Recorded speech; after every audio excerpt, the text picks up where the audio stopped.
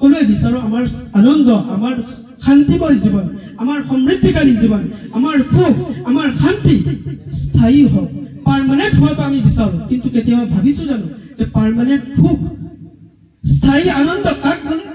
কেতিয়াবা ভাবিছোনে? নাই। পাৰ্মানেণ্ট আনন্দ হল জান্নাত লাভৰ সুখ। আল্লাহ তাবাৰক ওয়া তাআলাৰ পছন্দনীয় বান্দা হোৱাৰ নাম হৈছে যুগমীয়া সুখ। আখিৰাতক সাফল্যমণ্ডিত কৰাৰ নাম হৈছে প্ৰকৃত অৰ্থত স্থায়ী আৰু যুগমীয়া সুখ। তাবাৰক ওয়া তাআলাই কোৰআন শৰীফত ঘোষণা কৰিছে তু'ছিৰুনাল হায়াতাদ দুনিয়া। হে বান্দাসকল, তোমালোকে এই পৃথিৱীৰ জীৱনে তোমালোকে প্ৰাধান্য দিয়া, তোমালোকে পাৰ্মানেণ্ট বুলি ভাবা, তোমালোকে স্থায়ী বুলি ভাবা।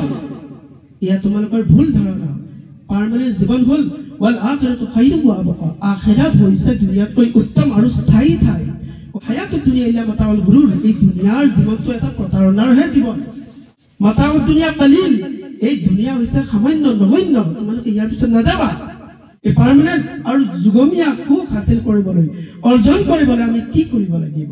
আল্লাহৰ হাবিব সাল্লাল্লাহু আলাইহি ওয়াসাল্লামৰ বহুকেইটা হাদিসৰ সাৰাংশ মই আপোনালোকৰ মাজত দাঙি ধৰিম আজি। আল্লাহৰ হাবিব সাল্লাল্লাহু আলাইহি ওয়াসাল্লামে কৈছে, তোমালোকে যদি যুগমীয়া সুখ অৰ্জন কৰিব বিচাৰিছা, তেতিয়াহ'লে তোমালোকে নিজৰ কথাৰে, নিজৰ হাতেৰে, নিজৰ কৰ্মৰে, নিজৰ ব্যৱহাৰ আচৰণেৰে কোনো আন মুছলমানক কষ্ট নিদিবা। সাহাবাসকলে সুধিলে, ইয়া ৰাসূলুল্লাহ আইয়ুল ইসলামি আফদাল? ইয়া ৰাসূলুল্লাহ সাল্লাল্লাহু আলাইহি ওয়াসাল্লাম, সৰ্বোত্তম ইসলাম কি হয়? আল্লাহৰ নবী সাল্লাল্লাহু আলাইহি ওয়াসাল্লামে কৈছে, মান সালিমাল মুসলিমুনা মিন লিসানিহি ওয়া ইয়াদিহি। ইজন ব্যক্তিৰ হাতৰ দ্বাৰা, জুবানৰ দ্বাৰা, কৰ্মৰ দ্বাৰা, আচৰণৰ দ্বাৰা আন এজন মুছলমান নিৰাপদে থাকিব, সেইজন ব্যক্তি হৈছে পৰিপূৰ্ণভাৱে মুছলমান। পৰিপূৰ্ণভাৱে মুছলমান হ'বলৈ হ'লে আপুনি কোনো মুছলমানৰ লগত প্ৰতাৰণা কৰিব নোৱাৰিব, ধোকা দিব নোৱাৰিব, প্ৰবঞ্চনা কৰিব নোৱাৰিব। মান গাশানা ফালাইছা মিন্না। আল্লাহৰ হাবিব সাল্লাল্লাহু আলাইহি ওয়াসাল্লামে কৈছে, যিসকল বান্দাই আমাৰ লগত প্ৰতাৰণা কৰে, ধোকা দিয়ে, প্ৰবঞ্চনা কৰে, সেইসকল আমাৰ পদ্ধতিত নাই, সেইসকল ব্যক্তি পৰিপূৰ্ণভাৱে মুছলমান হ'ব নোৱাৰিব। আপুনি যদি আখিৰাতৰ দৰে অফুৰন্ত শান্তি, স্থায়ী শান্তিৰ হকদাৰ হ'ব বিচাৰে, তেতিয়াহ'লে আপুনি হিংসা কৰিব নোৱাৰিব, কাৰো লগত ঈৰ্ষা কৰিব নোৱাৰিব, বেয়া মনোভাৱ ৰাখিব নোৱাৰিব।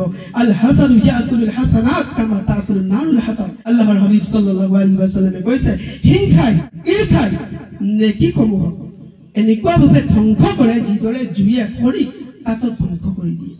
পৰিপূৰ্ণভাৱে আপুনি মুছলমান হ'বলৈ হ'লে কোনো মুছলমানক অসন্মান কৰিব নালাগিব, আঘাত দিব নালাগিব, কষ্ট দিব নালাগিব, সেইজন ব্যক্তিক আপুনি অপমানিত কৰিব নোৱাৰিব, অপবাদ আনিব নোৱাৰিব, বেয়াৰ চকুৰে চাব নোৱাৰিব, তুচ্ছ বুলি ভাবিব নালাগিব।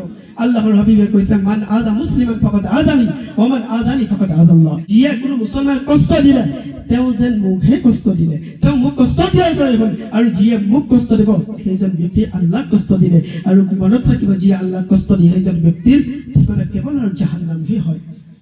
গতিকে পৰিপূৰ্ণভাৱে যদি আমি মুছলমান হ'ব বিচাৰে, তেতিয়াহ'লে এইখিনি কাম কৰিব লাগিব।